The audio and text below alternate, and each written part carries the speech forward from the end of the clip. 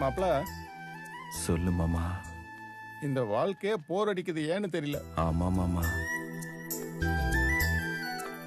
இங்க என் பேச்ச எவனும் மதிக்க மாட்டேன். ஆமா மாமா. ஆனா அந்த பெருசுக்கு ஊழ குசும்பு ஓவரா இருக்கியா? ஆமா மாமா. ஒவ்வொரு நேரம் சதக்குன்னு சொறியணும் போல இருக்கு. ஆமா மாமா.